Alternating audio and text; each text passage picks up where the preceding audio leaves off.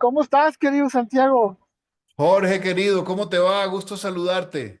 Igualmente, igualmente. Oye, no quiero invadir mucho la conferencia porque cuando hablamos nos ponemos a platicar mucho, pero Es verdad. definitivamente, definitivamente me uno a esos que dijeron que no te sueltan porque yo tampoco te he soltado Qué maravilla. desde aquel cuando regreses y en tus zapatos y desde lejos y te quedan muchísimas canciones. Pero fíjate que la tercera fue la vencida, ¿no? Y lo mejor es que no solamente hasta ahí, sino vinieron más discos. Tengo la oportunidad de haberte conocido desde que y, y la pregunta es, has cambiado mucho visualmente, en imagen, en la lírica, en la música, en muchas cosas. ¿Cuál es la retrospectiva de Santiago Cruz hacia Santiago Cruz cuando haces sus análisis? Porque tú eres muy analítico y lo hemos comentado, eres muy analítico, te analizas mucho. ¿Y cuál es la retrospectiva de todos estos 15 años que seguramente nos daremos cuenta en ese disco que nos estás contando? Pero ¿cuál es la Claro, retrospectiva? Esa es mi única pregunta porque me encantaría poder saludarte en León, ahora que estoy por allá viviendo, claro, este, qué maravilla, ya te y veo. allá que pudiéramos hablar y allá te veo en tu concierto. Te mando un abrazo y qué gusto poder departir contigo, siempre verte y escucharte. Un abrazo, querido Jorge, gracias, hermano. Bueno, Mira, hay cambios evidentes como que hace 15 años tenía pelo y ya no tengo pelo. Ya aquí está completamente escasa la situación, ¿no? Fíjate que hay una cosa importante que me olvidé comentar, pero que tiene que, ahí te voy a responder tu pregunta, y es que este disco viene con dos canciones inéditas, con dos canciones nuevas, ¿cierto? Una de esas canciones se llama Un intento permanente. Y así he aprendido a definirme, ¿no? Una de las preguntas más complicadas que suele pasar en este tipo de situaciones de entrevistas y demás es que le preguntan a uno, bueno, ¿quién es Santiago Cruz? Y yo aprendí a definirme de esa manera, soy un intento permanente, soy un tipo inquieto en muchos sentidos, soy un tipo que trato de explorar distintas situaciones, soy un tipo que personalmente ha cambiado un montón desde aquel cruce de caminos 2009, 2010, donde venía de un proceso muy complicado personal, de rehabilitación y demás. Ahora a este 2025, donde tengo una familia, donde soy padre, donde llevo 13 años de un matrimonio fantástico.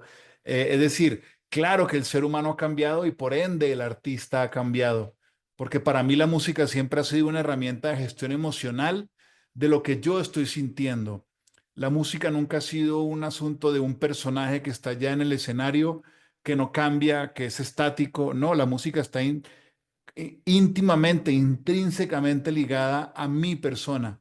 Y yo soy un tipo que está intentando cambiar permanentemente. Por eso es un intento permanente, ¿no? No me quedo con lo que soy, queriendo mucho lo que soy y lo que he sido en cada etapa de mi vida, pero siempre entendiendo que puedo ser mejor, ¿no? Durante mucho tiempo me puse yo mismo una cárcel, ¿no? Una celda. Yo tengo que ser esto solamente, ¿no? Y la industria suele encasillarte en un lugar muy complicado, ¿no? Tú eres o un artista pop, o eres un trovador, o eres un cantautor, ¿no? Y uno termina poniéndose esa misma cárcel. Yo he procurado romper esa cárcel de muchas maneras, y lo vas a ver ya se ve en esta nueva versión de 6 AM, se ven las canciones que he ido publicando a lo largo de estos últimos 15 años, y sobre todo se va a ver en esa canción que te cuento, que es un intento permanente, ¿no? Y va a ser un placer verte allá en León, Jorge. oye, si hago por último, ahorita que me dices eso, porque si no se me va a ir la idea, eh, seguramente hubo cosas que dolieron en, en estos cambios. ¿Qué fue lo que más te dolió dejar o desprenderte ahora que cuando te ves en esa retrospectiva?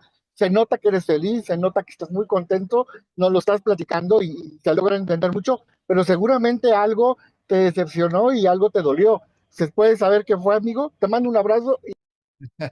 Duelen muchas cosas siempre. Eh, la batalla principal que uno tiene o que yo he tenido a lo largo de mi vida y que sigo teniendo día tras día es contra el ego, ¿no? El ego es el enemigo.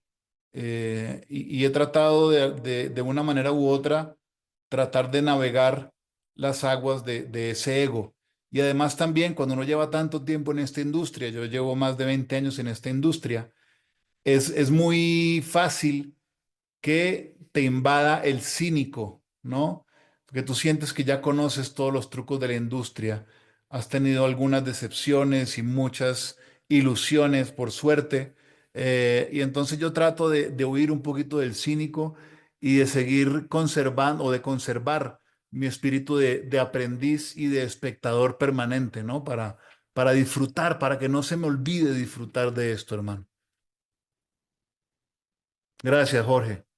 Esta oportunidad del show es un poquitico más robusto, tampoco es una locura, es un poquitico más robusto, ¿verdad? Y eso nos va a permitir también acoplarnos de una manera distinta a los escenarios, porque estamos visitando por primera vez algunos escenarios, ¿no? El caso de Puebla, el caso de Querétaro son los más significativos para nosotros, porque veníamos acostumbrados a tocar en unos lugares específicos y ahora vamos a ir a unos lugares un poco más grandes, que siempre genera ilusión.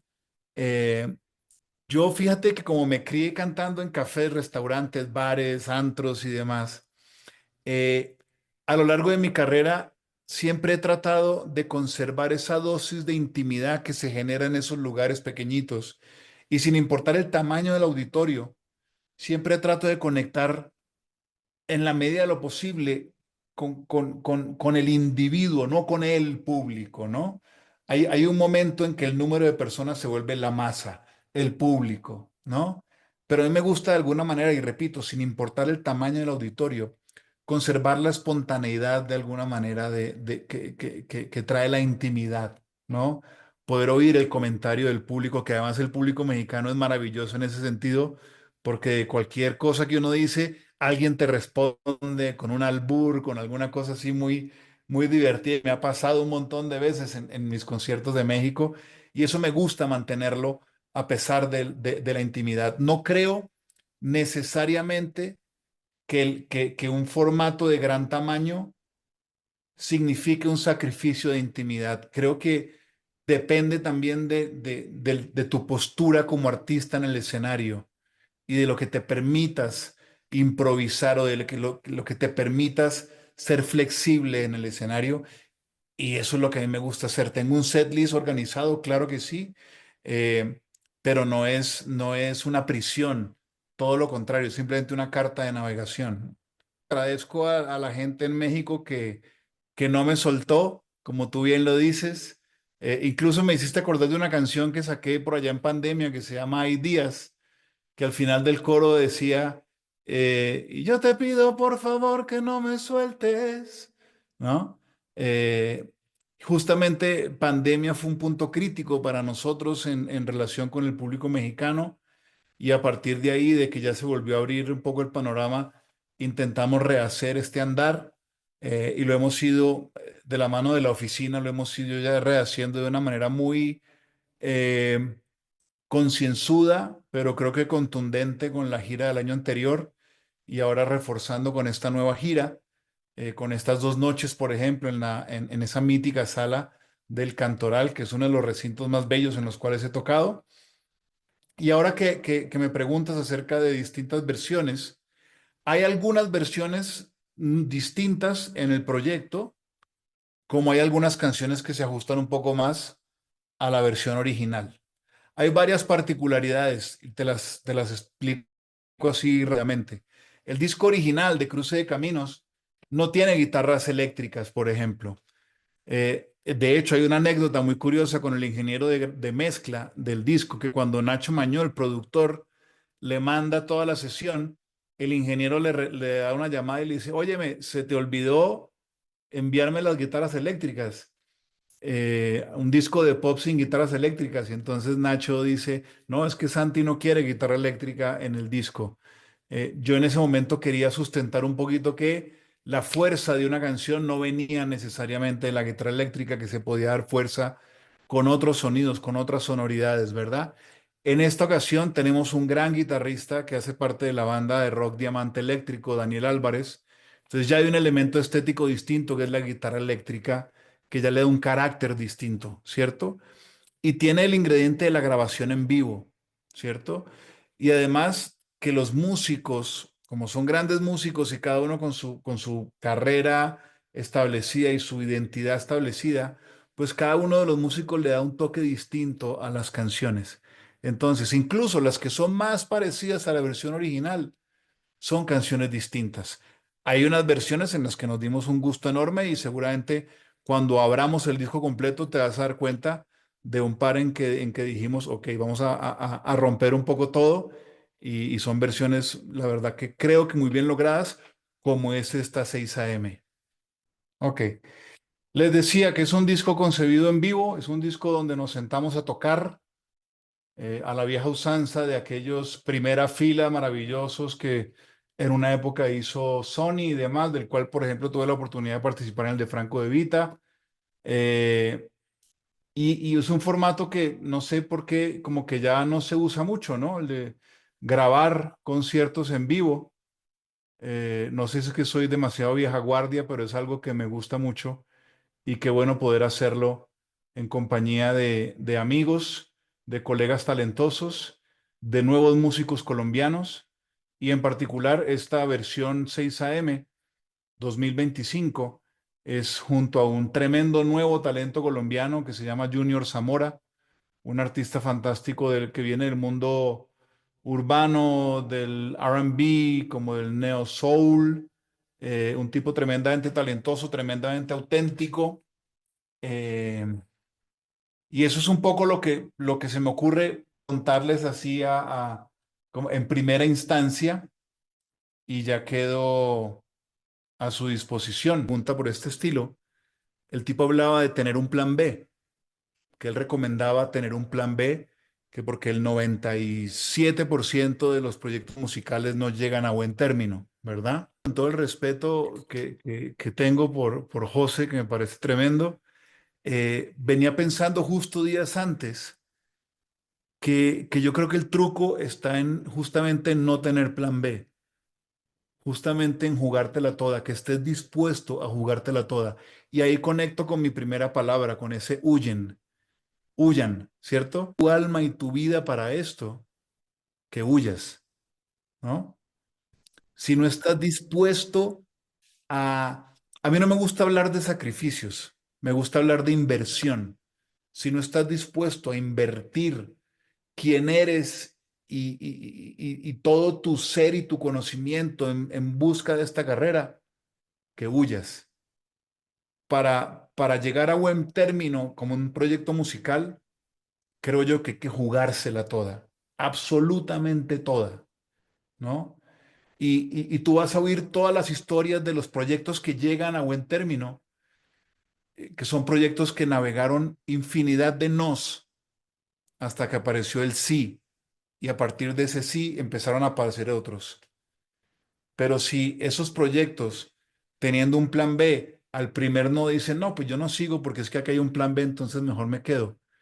Eh, pues eso por eso no llega. ¿Me explico? El consejo es, encuentra tu propia voz, ¿sí? Encuentra tu propia voz, defiende esa voz, defiende esa visión de lo que tú crees y sientes que eres como artista.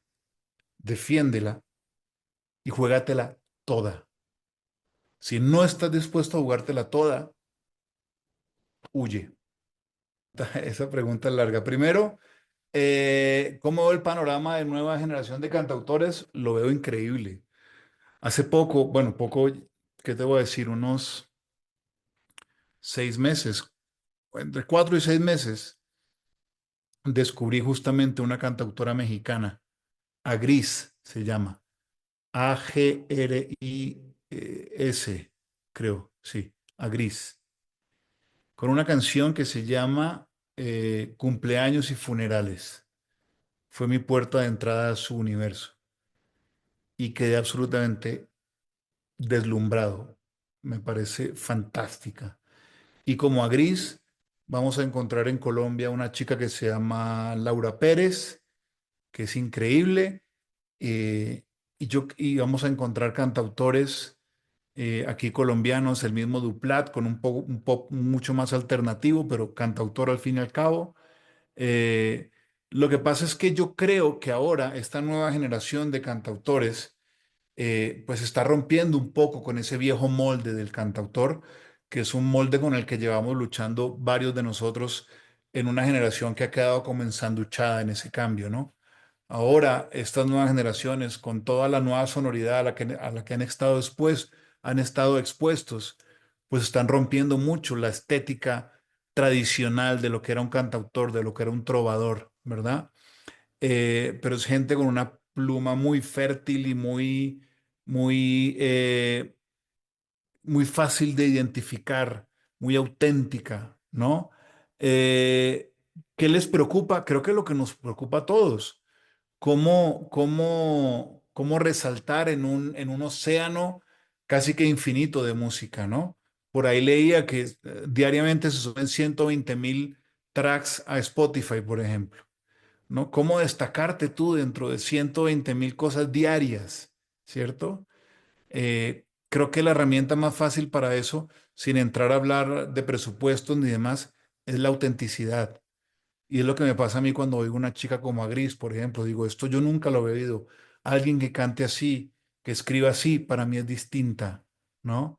Y esa es y no me la encontré, bueno, me la tiró el algoritmo seguramente, no recuerdo cómo la descubrí, me la tiró el algoritmo y dije, wow, ¿esto qué es? Y me enamoré y ahora di seguir en su perfil de Spotify y la busqué en Instagram y la sigo, ¿no? Al final estamos en esa marea que ¿qué les preocupa? Eso, resaltar en esa marea. Y la otra parte, ¿por qué consideras que es importante darle reflector? Uy, porque creo que la orilla del cantautor es una orilla donde es un rinconcito donde se honra la conciencia del ser humano, ¿no? Eh, donde nos preocupamos por el qué se dice y el cómo decimos lo que decimos, ¿no? Y creo que eso siempre va a valer la pena ser defendido, ser resguardado. Yo he hecho muchos años parte de los comités de los Latin Grammys en la categoría en las categorías ahora de cantautor y siempre doy este discurso. Somos una raza que hay que cuidar. Tenemos que cuidarnos entre nosotros, pero también tenemos que buscar la solidaridad de la industria de alguna manera para resguardar este rinconcito de gente que defiende su punto de vista, ¿no? De una cantidad de desadaptados maravillosos que tratamos de defender nuestro punto de vista. Ya les tiré un nombre que ya me muero por hacer algo con Agris. Si no sé o si alguien le cuenta, por favor díganle que la amo y que le escribí por Instagram, que me conteste, que ahí voy a estar feliz de algún día hacer algo con ella porque me encanta. Eh, a ver, el tema de las colaboraciones está, como dicen ustedes, está cañón. Porque sí, hay un montón de colaboraciones que uno desde afuera, y repito, esto es un juicio desde afuera, puede sentir que son muy estratégicas, basándome siempre en la admiración. Me ha ido, me ha ido unas veces mejor y otras veces peor en ese tema de relacionarme con artistas que quiero y admiro. He tenido experiencias maravillosas. Eh, Siempre va a venir desde mi orilla, siempre va a venir desde la admiración, Carlos. Nunca va a venir desde cuántos seguidores tienes en Instagram o cuántos oyentes tienes mensualmente en alguna plataforma de streaming. Nunca va a venir de ahí. Siempre va a venir de la admiración, de que lo que tú haces me emocione, ¿no? Y espero que siga manteniéndose así. Y cuando me invitan a colaborar, también lo hago es partiendo de la base de la admiración, ¿no? Eh, es una industria, y yo no sé si es una parte de nuestra cultura, tú me corregirás o no, pero no estamos muy acostumbrados ni a decir que no, ni a que nos digan que no. Y eso no es muy saludable. Eh, yo creo que está bueno cuando te inviten a algo que tú no quieras hacer, tú digas de frente, no. A mí cuando me han invitado he dicho que sí y cuando digo que sí, que eso es otro punto, cuando digo que sí, estoy. Me dices que voy y grabo, grabo. ¿Quieres hacer videoclip? Hago videoclip, ¿no? Es una colaboración sin asterisco, sin pie de página. Es, me la juego, te dije que sí, voy con toda. Y así quiero que sea la gente cuando colabora conmigo, ¿no? Si me dijiste que sí, vas con toda. Si va a ser por pedacitos, te agradezco con todo el cariño, pero no. A ver, claramente en una gira hay un elemento en común que es, somos los mismos músicos con un repertorio base, ¿cierto? Ese es el elemento común. ¿Qué hace distinto cada concierto? Que el público es distinto, que la gente es distinta. Y al final ahí lo que pasa es que entonces yo tiro un poquito de energía y luego recibo de vuelta energía. Y luego tiro otro poco más y luego recibo, ¿no? Y cada concierto es distinto porque además no es un concierto libreteado donde tú das play a algo al principio del show y luego 2 horas después le pones stop o le pones pausa. Aquí somos músicos en el escenario tocando en vivo, que eso se presta a una cantidad de cosas maravillosas. En la gira anterior, en un tour íntimo de verdad, había una particularidad y era que yo tenía una sección en la cual le pedía a la gente que escogiera la canción que seguía. Las 2 canciones en la mitad del concierto eran potestad del público, ¿no? Eso hacía claramente que cada concierto fuera distinto porque las peticiones eran distintas o cuando era igual yo me iba por la que era distinta, en fin. Aquí trataremos de que huir a toda costa de esa palabra tan, ¿cómo se llama? Tan fuerte que usaste como la monotonía, ¿no? Creo que todos huimos de alguna manera de la monotonía, ¿no? Eh, Difícilmente creo que un concierto sea monótono, ¿sabes? Es una retroalimentación muy fuerte entre el artista y el público. Y creo que si tú pagaste una entrada para ver un artista, estás dispuesto también a hacer tu parte, ¿no? Nosotros ciertamente estamos dispuestos a hacer nuestra parte. Y cuando yo me reúno con la banda antes de salir al escenario, eh, les digo eso, les digo, salgamos a que sea memorable para nosotros y para el público que vino, ¿verdad? Siempre hacemos la promesa de los músicos que estén en el escenario, que estemos en el escenario, vamos a dejar el alma allá arriba. Y eso creo que difícilmente será monótono. Yo soy un señor de ya casi 50 años que, que vivo el sueño de hacer música. Y tengo que ser agradecido con esa inmensa fortuna. Sé que eso de vivir el sueño, lo que tú soñaste de chavito, como dicen ustedes, no sé si es tan común. Y yo lo vivo. Y tengo que ser agradecido con eso. Y tengo que honrar esa fortuna. Tengo que honrar ese don de subirme al escenario y que haya gente que quiera gastar su dinero pagando una entrada para verme cantar. Tengo que honrar eso. Entonces, yo sigo teniendo el apetito que me genera el deseo de honrar eso, ¿verdad? Y espero que cuando ya el apetito se acabe, pues ya dejaremos de subirnos al escenario, ¿no? Pero por ahora sigue habiendo mucho apetito. Vamos por partes, si te parece. ¿Cómo enfrento el desafío de mantenerme relevante y fresco en la industria? Primero, no sé si lo logro, pero por lo menos en el intento trato de mantener la cabeza, como dije hace un rato, la cabeza siempre en modo aprendiz, ¿no? ¿Qué esto nuevo que está pasando, qué tiene para ofrecerme? Este nuevo artista que está saliendo, ¿qué tiene para enseñarme? ¿No? Esta nueva plataforma, esta nueva red social, ¿qué tiene para ofrecerme? ¿No? ¿Sí? ¿Me oyen bien? ¿Estamos bien? ¿Sí? ¿Sí? Ok. ¿Qué, qué de lo nuevo tiene para ofrecerme y siempre abordar ese nuevo escenario con un espíritu de aprendiz? Creo que eso me permite seguir navegando esto con cierto grado de dignidad, ¿verdad? ¿Qué he aprendido de mí mismo a lo largo del tiempo? Eh, que resulté ser un tipo constante, que creo que es un valor muy importante en esta industria. Resulté ser un tipo constante, eh, y eso me gusta. Y también aprendí que, que, que sigo teniendo fragmentos rotos en mí y que la música me ayuda a recomponer esos fragmentos rotos en mí. ¿Y qué podemos esperar en términos de sonido y temáticas en tu próximo proyecto musical?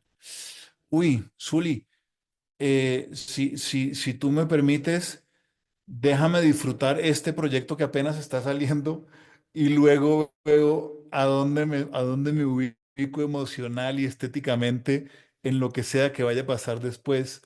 Por ahora en este proyecto me ubiqué estéticamente en reunirme con amigos a tocar en un formato clásico de banda pop rock, sin secuencias, sin sonidos por debajo, es la energía del músico detrás de su instrumento. Temáticamente, por lo menos el par de canciones inéditas, para no hablar de lo que escribí hace 16 o 17 años que hace parte de Cruce de Caminos. Temáticamente son canciones que hablan de reflexiones muy personales, de un espejo que mantengo siempre frente a mí, no por vanidad, sino por, eh, por escudriñar permanentemente a ese personaje que tengo al frente, ¿no? Estando un poco más cerca a los conciertos, hago un par de llamadas porque nada me gusta más que compartir con amigos en el escenario. Seguramente haré un par de llamadas. Por suerte, creo que la gente que va a ir a los conciertos no está esperando a quién voy a invitar a cantar. Y eso me alivia un montón, eso me alivia un montón. Pero a mí sí me gusta cantar con amigos y vamos a ver qué llamadas haremos antes de salir para allá. Yo siempre tengo música sonando en el camerino, como para inspirarme de gente que admiro. Descubrí hace poco, no sé si es una flor mexicana, el chilcuague, puede ser. La llaman como la flor eléctrica, una cosa así. Encontré un elixir de chilcuague que me hago como un par de, ¿cómo se llama eso? Aspersiones en la boca y eso me activa un montón de cosas maravillosas. Y luego me doy un abrazo con mis músicos, hacemos un círculo en el cual hacemos la oración de la serenidad, una oración que aprendí durante mi proceso de rehabilitación. Siempre y siempre empiezo la oración respetando la creencia de cada quien y la digo, pongámonos cada uno en manos de la idea que tiene de Dios, porque creo que cada uno puede tener una idea particular de Dios o de lo que sea. Y hacemos la oración de la serenidad, que es una oración que me parece muy linda, sobre todo en un concierto, porque hay un montón de cosas que tú no vas a poder controlar en un show en vivo, ¿verdad? Y luego hago como unas palabritas así de ánimo, de inspiración, en el que trato de decirle a la gente lo que le comentaba hace un rato, creo que a Dorothy era que sea memorable, ¿no? Que sea memorable, que honremos a esta gente que pagó un tiquete para venir a vernos, que honremos el don de hacer música, que honremos la oportunidad de estar juntos, tocando, que nos queremos, que somos amigos, que somos un grupo de amigos que puede viajar a distintos lugares y decir buenas noches Puebla, buenas noches Ciudad de México, buenas noches León, buenas noches Querétaro, así como hemos podido decir buenas noches Nueva York, como hemos podido decir buenas noches Buenos Aires, como vamos a decir buenas noches Bogotá el 17 de octubre aquí en el Movistar Arena, que honremos eso, imagínate la delicia de eso, ¿no? Entonces hago como esa charlita y al final termina como en un abrazo individual, ahí nos mezclamos todos con todos tratando de darnos un abrazo individual en el que, en que nos decimos buen show, que es una cosa que ya ha derivado así como un chiste interno en un Juanchón. Nos abrazamos y nos decimos Juanchón, Juanchón, Juanchón, Juanchón. Y eso en nuestro idioma particular de este grupo de dementes juntos significa buen show. Sí, gracias a todos. Sergio, gracias a ti y a toda la gente de la oficina, a Luli y a todo el mundo por moderar este rato, a toda la gente presente, muchísimas gracias. Tenemos mucha ilusión de regresar a México y de seguir construyendo este camino que no lleva a ninguna parte distinta que al disfrute de hacer música y de poder visitar de vez en cuando un país tan generoso como México, con el que siempre se regresa uno repleto de cosas maravillosas.